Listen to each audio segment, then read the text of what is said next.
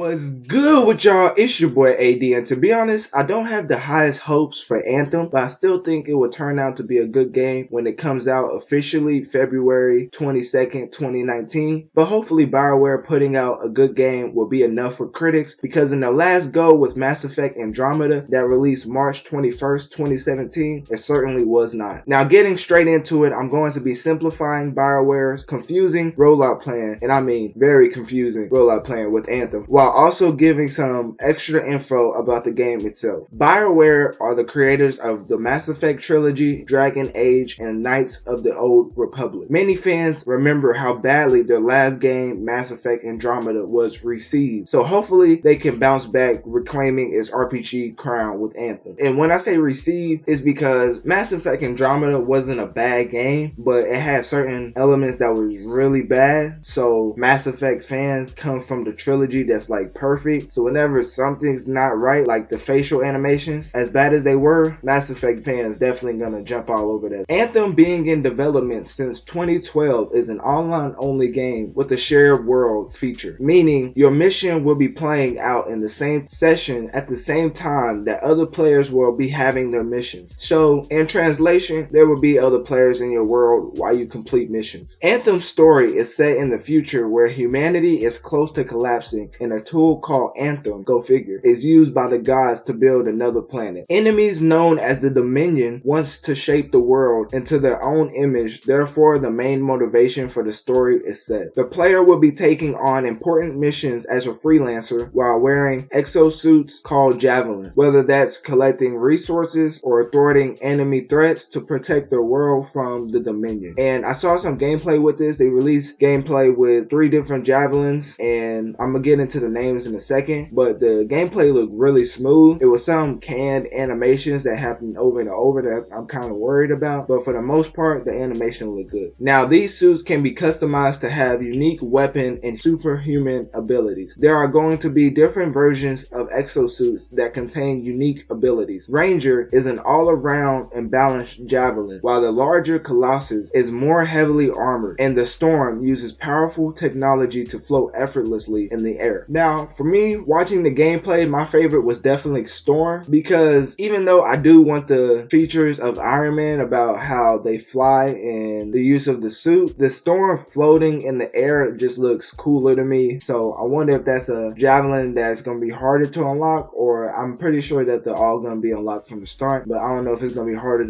from a gameplay perspective, because if all the other 3 javelins use their suits to fly, and the Storm is using its suit to float, obviously, but why does it float instead of fly like the other javelins? So that's why I'm curious to find out, and I can't wait to play as them, because I feel like that's going to be my favorite javelin in the game. According to project lead Casey Hudson, Anthem will have weekly stories and episodic narrative which will update as players explore the game, comparable to a Netflix series. Anthem is designed to be experienced cooperatively, taking down foes and completing objectives with friends. But if you do not have a squad to play with, there is also an option to play the entire game solo. So for the people who may not have online friends to play with, then this option is a pretty good one, because I know for me, whenever a game is multiplayer, I usually play with friends, because when they tell you it's tailored to multiplayer, they probably really mean it. But I know some people like going through a whole game by themselves, so it's good that they had that solo option. But for me, I'm gonna try to play it with friends, and I think it's gonna be a lot of fun. From the gameplay, it seemed like there's combo moves, kind of like in Mass Effect Andromeda. A lot of these things are like Mass Effect Andromeda, because to be honest, I feel like they really wanted to make Anthem, and the studios or whoever probably forced them to make Mass Effect, but that's another subject for another day. But anyways, Anthem, I feel like really is gonna play off of that combo experience with your teammates. So you're really gonna have to play together, kind of like Marvel Ultimate Alliance 2. You're really gonna have to play together to defeat the bigger enemy. So I can't wait for Anthem, and I think it's gonna be a great game. But how do you think Anthem is going to play out? And do you think that even if Bioware puts out a good game, it will still get negative reviews from critics? Let me know in the comment section down below. So that's it for the video. If you enjoyed this, make sure to let me know by hitting that like button, subscribe, and share this with your friend, neighbor, dog, and just send this to that person across the street that's been wanting a game like this so they can finally replace Destiny, because without him, this wouldn't be possible. And with that,